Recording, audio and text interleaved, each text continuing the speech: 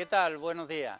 Empezamos un programa nuevo refiriéndonos hoy a una planta, podemos decir, bastante especial, una planta sobre todo muy atractiva, como son las bromelias. Dentro del grupo de las bromelias, que son plantas todas muy llamativas, como podéis estar viendo, pues hoy vamos a hablar exclusivamente de una que es el Nidularium.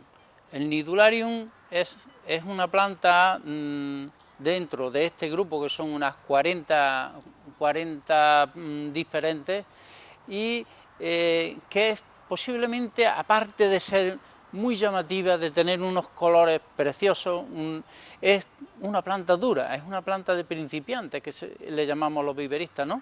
Porque la pueden tener en casa, cultivarla perfectamente. Tiene, pues bueno, sus tonos son un verde oscuro, una hoja plana y un poco aserrada, o sea, los bordes tienen una especie de dientecitos como de sierra, que bueno, cuando son grandes pueden incluso hacer un poco de daño, ¿no? Pueden pinchar un poco, pero no es una planta que sea tampoco muy perjudicial. Crecen en forma de rosetas, o sea, crecen unidas y achatadas, normalmente en su país de origen, como es Brasil, toda la zona tropical, húmeda, pues suelen crecer en los troncos de los árboles, encima de piedras, incluso algunas veces en el suelo, y suelen echan flores, pero muy pequeñas, que las echan dentro justo de la roseta roja, con unas pequeñas diminutas florecitas, que las echan cuando podríamos decir, cuando van a terminar su ciclo de vida. Todas las bromelias tienen esa peculiaridad, ¿no? Podríamos decir que cuando son más llamativas, aunque les dura mucho tiempo ese tono rojo, pues empieza a terminar su ciclo de vida. Ellas van echando uno o dos hijos. Por ejemplo, aquí os voy a mostrar una que ya ha perdido el tallo central que tenía de color, y a su vez ya tiene dos brotes que son sus sucesores, podríamos decir, porque la planta madre irá muriendo y ellos serán los que volverán a hacer otra planta nueva. Bien, pero luego os explicaré cómo podemos reproducirla, cómo podemos sacar plantas nuevas y cómo podemos tener para que estén vistosas, así como estas que tenéis aquí. En este tono rojo dura bastantes meses y no tiene demasiados cuidados. Por ejemplo, el riego es fundamental para ella, necesita bastante humedad donde esté, y el riego se debe de hacer en la roseta, aunque se eche un poquito de agua en la maceta, pero lo ideal es echarla dentro del embudo que tiene la roseta de la planta, ¿no? Si echamos más agua de la que puede caber en el interior, pues ella misma caerá al sustrato y le dará humedad a la planta. Si no, pues le pondremos un poco de agua a la semana en el sustrato para mantener el sustrato un poco húmedo. Pero lo que sí os aconsejo es que nunca le dejéis un plato, o sea, nunca tengáis la planta en el recipiente. Es lógico que se ponga para que no se ensucie, pero cuando la reguéis, volcar el agua que quede en el recipiente para que no se pudran las pequeñas raíces que mantiene la planta. Esta planta, al vivir prácticamente su alimento lo coge de la roseta, del agua que le ponemos, entonces la raíz la tiene para sujetarse, podríamos decir, al sustrato, no la necesita para otra cosa, y son muy pequeñas, son unas raíces diminutas, con lo cual si ponemos agua y la dejamos unos días en el sustrato, se podrían podrir la raíz y pudiera morir la planta, ¿no? Entonces es muy importante que se riegue en el centro de la planta. La forma de abonarla es exactamente igual, o sea, pondremos el abono que nos recomiende la empresa que lo compremos, pero siempre a la mitad de la dosis, y se la pondremos en la roseta con el agua de riego. Procurar a utilizar agua, a ser posible de lluvia, o agua que no lleve demasiado cloro, porque la va a coger, todos los minerales los va a coger del agua, todo el alimento que necesita la planta lo va a coger del agua, con lo cual procurar de que el agua, o dejarla un día para que se oxigene y se pierda el cloro, o si tenéis suerte de cogerla de lluvia, pues ponérsela de lluvia. La tierra de esta planta, pues aquí os tengo una muestra, por ejemplo, que debe de ser tierra muy suelta. Es fundamental que la tierra sea muy suelta. Con eso pues pondremos tierra, o sea, sustrato de turba, que lleve... no tiene por qué llevar demasiado, no tiene por qué ser demasiado rico, ¿no? Sino que una turba normal y corriente, y sí es fundamental que le echéis arena o perlita para que tenga un drenaje perfecto, porque como ya os he comentado, el exceso de agua en el sustrato para ella es bastante perjudicial, ¿no? Entonces procurar de mezclarle un poco de perlita o arena para que drene bien, y sobre todo utilizar tiestos, macetas pequeñas. No utilicéis nunca macetones grandes, o sea, en un recipiente como este podemos hacer un conjunto de bromelias, ¿no? Y podemos combinarlas, combinar colores, porque ella necesita siempre la maceta que sea pequeñita. No es una planta, por ejemplo, vamos a quitarle el agua, ¿veis?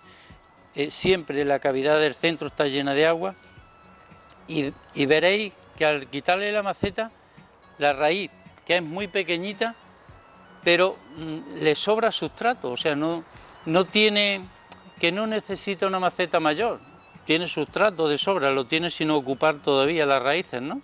Pues podéis hacer un conjunto con varias en una pequeña tarrina, y mantenerlas siempre en pequeñas macetas para que no haya un exceso de agua, que es la muerte, podríamos decir, de esta planta.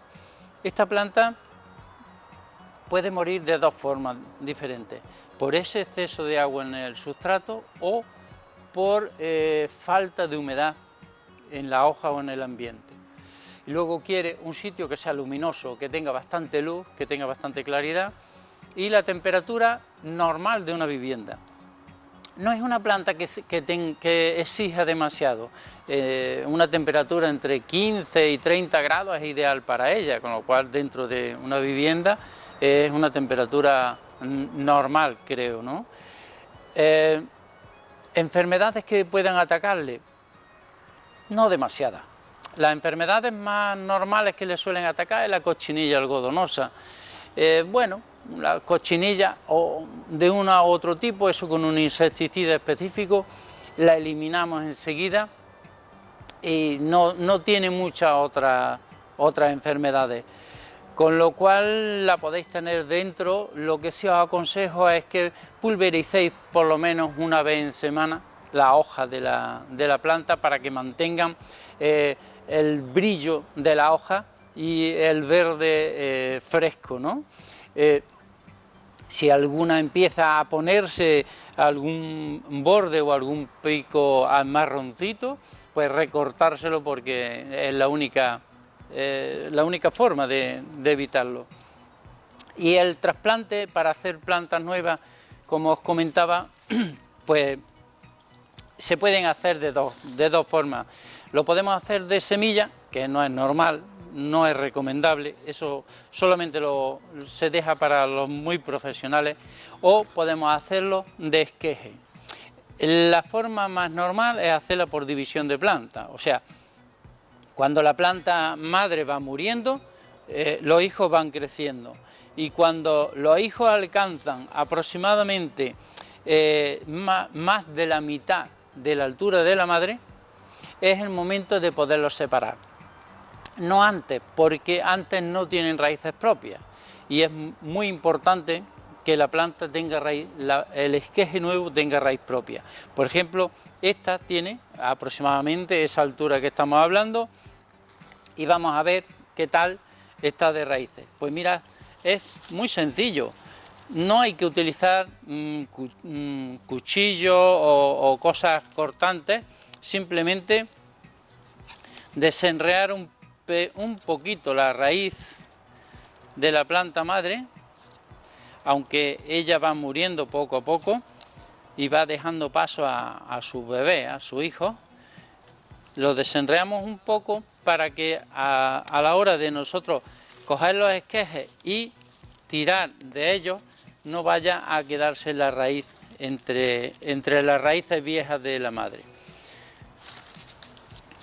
Tiramos hacia un lado y hacia otro y ve, todavía incluso tiene poca raíz, pero ya puede vivir porque ya tiene alguna raíz. Ese es más pequeño, este sacará alguna raíz más. Ahí está. Aquí tenemos. Esta planta ya no nos vale, ya ha terminado su ciclo y da paso a las nuevas generaciones, que serían estas. Entonces, esta pequeña planta, pues en este mismo tiesto, o vamos a coger otro tiesto, siempre pequeño, lo que vamos a plantarlo con este sustrato que hemos preparado. Ponemos sustrato en el recipiente y vamos a ponerlo con cuidado, que no se partan las pequeñísimas raíces muy finas que tiene el nuevo hijuelo, ¿no?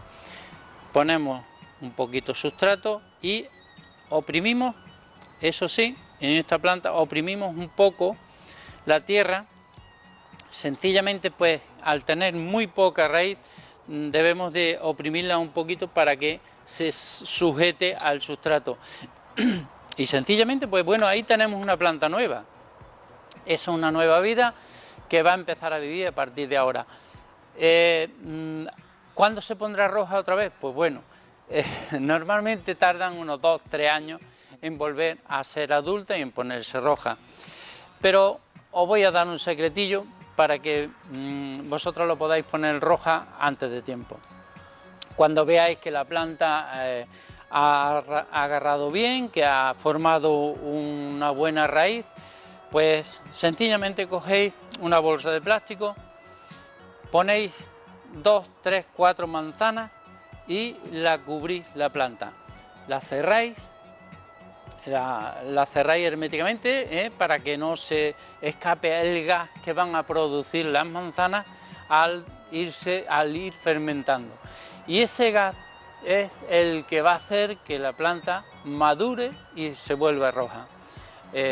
Cuando empecéis a ver los primeros síntomas de que la planta está cambiando, que realmente los primeros pigmentos empiezan a enrojecer, retiráis vuestras manzanas y bueno, ya tendréis otra vez la planta roja y la podéis estar luciendo durante bastantes meses en el interior. Y así seguiréis con el ciclo, la vida de esta fantástica planta que, bueno, que la podéis tener en casa y la podéis cultivar muy fácilmente. Hasta un próximo programa, espero que os haya gustado este de las bromelias, que es un mundo apasionante.